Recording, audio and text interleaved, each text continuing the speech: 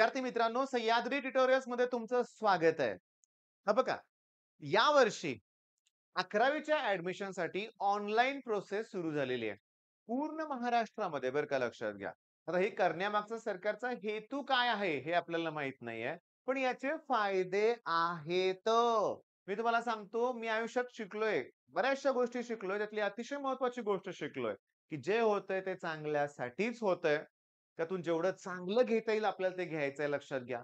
उगाच ओरडून काय फायदा आहे का? नाहीये. ह्याच्यात सुरुवातीला लोकांना त्रास होणार आहे. खूप त्रास होणार आहे. किचकट वाटणार आहे सगळं. पण सांगू का? या ॲडमिशन प्रोसेसमध्ये पहिली गोष्ट असणार आहेत राउंड्स. ओके. पहिला राउंड, पहिली फेरी, दुसरा राउंड, तिसरा राउंड, चौथा राउंड.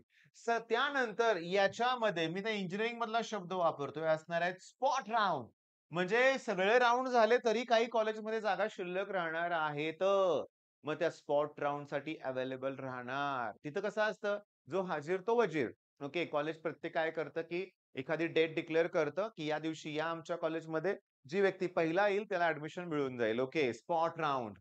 हे इंजिनिअरिंगचं सांगायला लागलोय तुम्हाला मी. बरं. या निमित्तानं तुम्हाला तुमचे सगळे डॉक्युमेंट्स तयार करावे लागतील. बरं, इतके रूल्स आहेत, इतके रूल्स आहेत. मी आता सांगतोय काय ते लक्षात घ्या. माझा एक स्टुडंट आहे यश यश यश YASH यश नेमाडे. ओके. जस्ट आता इंजिनिअरिंग कंप्लीट करतोय बरं का.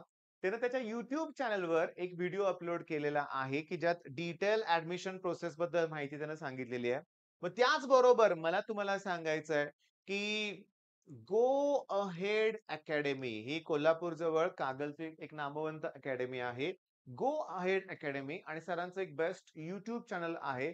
तिथं ते प्रॉपर मुलांना माहिती देतात. मग तुम्हाला सांगू का? या चॅनलवर आणि या चॅनलवरचे व्हिडिओ वेळ काढून तुम्ही बघा. त्यांनी डिटेलमध्ये ॲडमिशन प्रोसेस एक्सप्लेन केलेली आहे. बरं, पण आपला विषय काय? मी तुम्हाला सांगतो. किचकट वाटते हे. 15 ऑगस्ट पर्यंत प्रोसेस चालणार आहे. आता मी तुम्हाला सांगतो प्रॉब्लेम कुठं स्टार्ट होणार आहे सांगतो, की क्लिअरली माझ्या ह्या गोष्टींना तुम्ही महत्त्व द्या.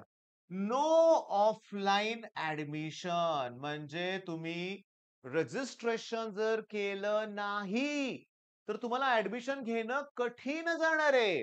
मी इंजिनिअरिंगच्या काही मुलं रिपीट करायला माझ्याकडे आलेत, की ज्यांना सीईटीला चांगला स्कोर होता, पण रजिस्ट्रेशनच केलं नव्हतं.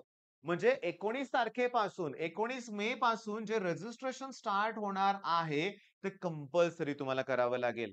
बरं, मी काही मुलं अशी बघितलेत, की जे तळ्यात-मळ्यात म्हणजे आम्हाला कॉमर्सला पण घेऊ वाटतंय, सायन्सला पण घेऊ वाटतंय. तेव्हा आम्ही दोन्हीकडे फॉर्म भरत होतो आत्तापर्यंत. मग आता कसं असणार आहे? मी 2 चॅनल तुम्हाला रिकमेंड केलेत बरं का. माझं महत्त्वाचं काम काय, की ही गोष्ट तुमच्यापर्यंत पोहोचवणं, की हे महत्त्वाचं आहे. ऑफलाईन ॲडमिशन्स होणार नाहीयेत. रजिस्ट्रेशन करावं लागणार आहे, लक्षात घ्या. आणि सगळ्यात महत्त्वाचं इथं तुम्हाला भरायचा आहे ऑप्शन फॉर्म. मी असं ऐकलंय तुम्ही कमीत कमी 1 कॉलेजला टाकू शकता आणि जास्तीत जास्त 10च कॉलेज टाकू शकता. हे बाळांनो, हे पालकांना आणि मुलांना मी एक रिक्वेस्ट करतो, ही गोष्ट समजून घ्या रे जरा. हे ऑप्शन फॉर्म म्हणजे काय? चला माझ्या इथं कॉलेजेस साताऱ्यातले मी नावं लिहिणार आहे, लक्षात घ्या. अगदी माझ्या घराच्या जवळ वायसी कॉलेज आहे. ओके. अगदी माझ्यापासून 5 मिनिटाच्या अंतरावर महाराजा सयाजी कॉलेज आहे. ओके. गावात लाल बहादूर शास्त्री म्हणजे आम्ही एल कॉलेज म्हणतो. असे 3 कॉलेजेस आहेत बरं का. आता ऑब्व्हियसली मी इथं राहतोय. हे कॉलेज माझ्यापासून दूर आहे. ओके. पण माझ्याकडं भरपूर प्रायव्हेट कॉलेजची लिस्ट आहे. खूप आहे. म्हणजे अगदी मी तुम्हाला सांगतो, की पॅरेंट स्कूल अगदी घराच्या जवळ आहे. सेंट पॉल आहे. त्याच्यानंतर शाहू कॉलेज आहे. त्याच्यानंतर अरविंद गवळी पानमळीमध्ये कॉलेज आहे. अरविंद गवळी रहमतपूर रोडला कॉलेज आहे. त्याच्यानंतर मी तुम्हाला सांगतो, कॉलेजची लिस्ट 10च्या पुढे जाते रे बाळानो. कॉलेजची लिस्ट नक्कीच 10च्या पुढे जाते. बरं आता मी करू काय? तर मी तुम्हाला सांगतो, ऑब्व्हियसली जे शहरात राहणारी मुलं आहेत, कदाचित त्यांना हे कॉलेज जवळचं वाटतंय. मग त्यांनी अशी लिस्ट भरून चालणारच नाहीये. म्हणजे तुम्हाला तुमच्या सोयीनुसार तुम्हाला कुठलं कॉलेज अगदी जवळचं वाटतंय, तुम्हाला तिथंच घ्यायचंय, ते पहिल्या नंबरला कॉलेज हवाय. बरं, मला पॅरेंट स्कूल हवंय. मग मी नुसतं पॅरेंट स्कूल तिथे टाकलं, तर मला मिळेल नाही. नाही सांगू शकत नाही. तुमच्या मार्कावर ते डिपेंड आहे. तुम्हाला 97-98% मार्क आहेत. अहो मिळून जाईल हो.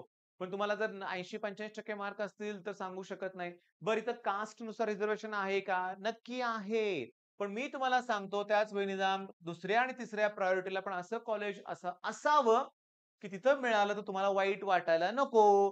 म्हणजे मी तुम्हाला सांगतो, की माझ्या घरापासून खूप दूरवर आहेत अशी पण कॉलेजेस आहेत. मी पूर्ण महाराष्ट्रातलं कुठलं पण कॉलेज देऊ शकतो का? नक्कीच देऊ शकणार आहे तुम्ही, देऊ शकणार आहे. मग त्यामुळे होतंय काय माहितीये का, की या प्रोसेसचे फायदे समजून घेऊया इथं. इथं क्लिअरली गव्हर्नमेंटकडून आता सगळे रूल स्ट्रिक्ट होणार आहेत. ओके, कॉलेजेसना ठराविकच ॲडमिशन्स घ्यावे लागणार आहेत. फी स्ट्रक्चरमध्ये चेंजेस होणार आहेत.